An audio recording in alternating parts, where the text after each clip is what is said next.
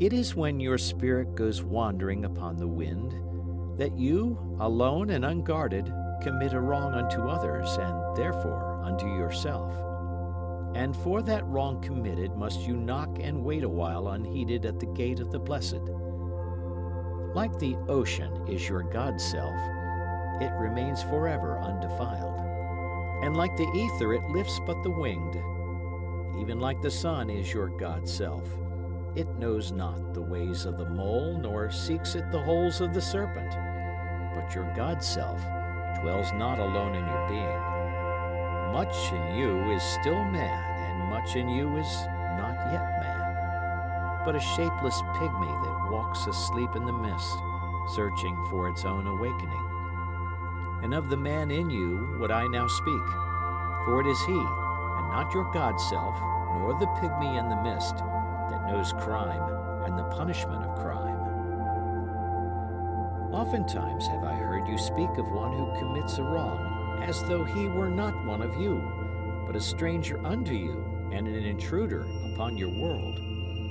But I say that even as the holy and the righteous cannot rise beyond the highest which is in each one of you, so the wicked and the weak cannot fall lower than the lowest which is in you also.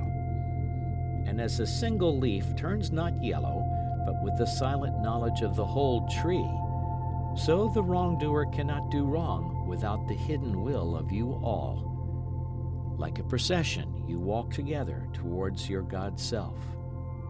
You are the way and the wayfarers. And when one of you falls down, he falls for those behind him, a caution against the stumbling stone. Aye, and he falls for those ahead of him, who though faster and surer of foot, yet remove not the stumbling stone. And this also, though the word lie heavy upon your hearts, the murdered is not unaccountable for his own murder, and the robbed is not blameless in being robbed. The righteous is not innocent of the deeds of the wicked, and the white-handed is not clean in the doings of the felon.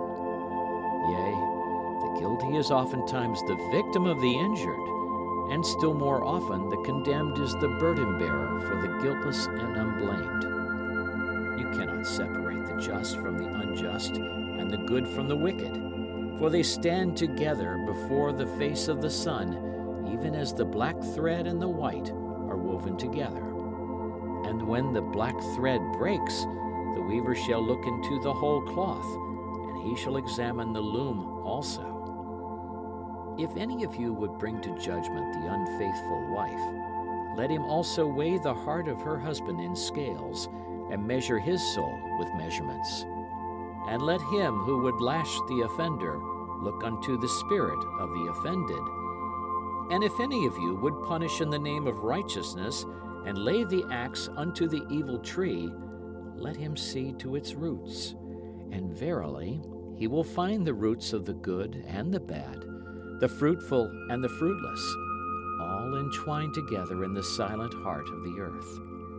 And you judges, who would be just, what judgment pronounce you upon him, who though honest in the flesh, yet is a thief in spirit?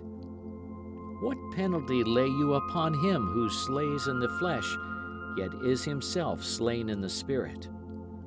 And how prosecute you him who in action is a deceiver and an oppressor, yet who also is aggrieved and outraged? And how shall you punish those whose remorse is already greater than their misdeeds? Is not remorse the justice which is administered by that very law which you would fain serve? Yet you cannot lay remorse upon the innocent, nor lift it from the heart of the guilty. Unbidden shall it call in the night, that men may wake and gaze upon themselves. And you who would understand justice, how shall you, unless you look upon all deeds in the fullness of light? Only then shall you know that the erect and the fallen are but one man standing in twilight between the night of his pigmy self and the day of his God self, and that the cornerstone of the temple is not higher than the lowest stone in its foundation.